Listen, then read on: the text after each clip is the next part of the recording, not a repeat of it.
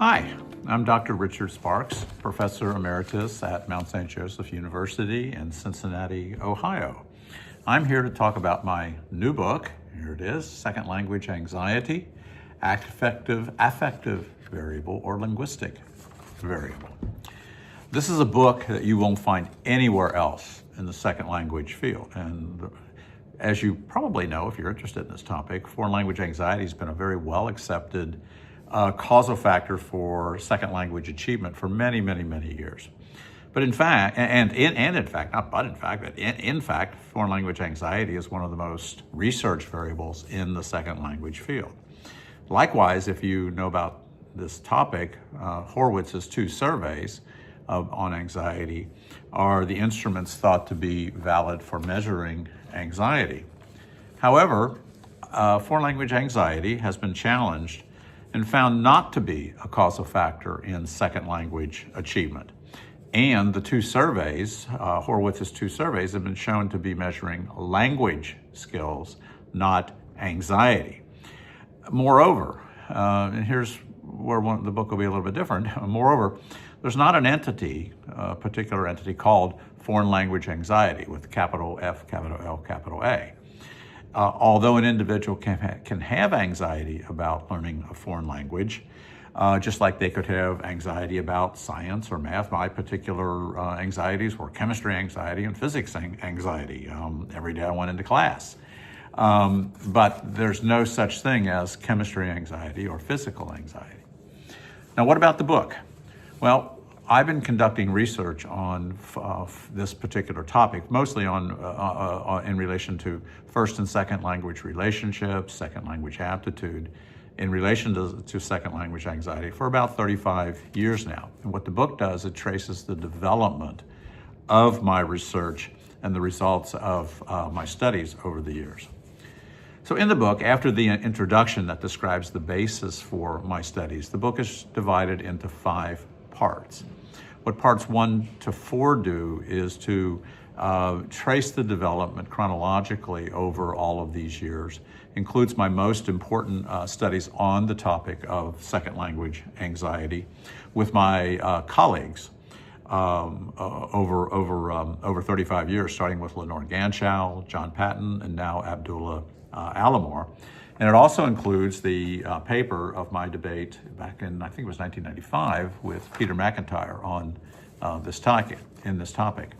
Then in part 5, 3 other researchers, address specific issues related to anxiety.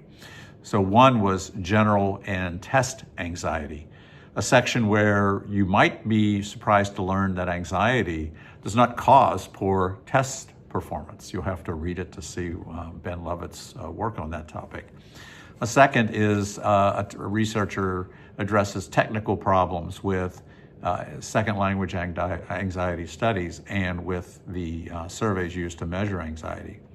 And finally, another researcher looks at what he calls the mirage of cause-effect relationships in cross-sectional data, specifically in language anxiety research.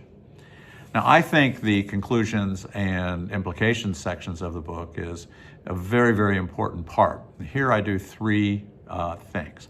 First, I just summarize the major findings of my research on anxiety. The second thing I do is I speculate why second language researchers generally, second language anxiety researchers in particular, consider individual differences in first language achievement and language development to be unimportant for explanations for foreign language achievement or second language achievement. And then the third thing I do is I describe additional problems with the second language anxiety hypothesis.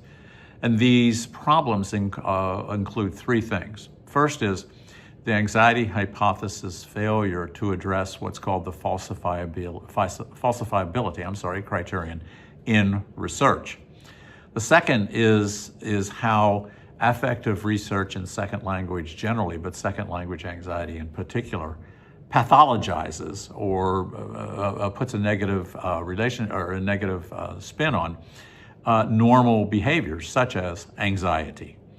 And third, I look at the problem of siloing and monoculture in which alternative explanations for second language achievement, in addition to anxiety and other things, are ignored. Now, in the end, what I do is I describe several implications for second language theory, measurement, research, and teaching. That's the result of this research. And what I conclude, to answer the question that is in the title of the book, is I conclude the second language anxiety is best thought of not as an affective variable or emotional variable, but as a language variable. And that's what all of the research in the book and over these 35 years has been about. I end with taking the opportunity that I think to do something that I think is very important. And what it is to remind educators generally, but second language educators and researchers in particular, that the danger of attributing second language learning to social or emotional explanations like anxiety is that they end up posing as uncredentialed mental health professionals, but not language learning experts, which is what they really, really are. So I urge them to focus on language explanations for second language achievement. So I hope you purchase the book. I really hope you enjoy it. Thank you.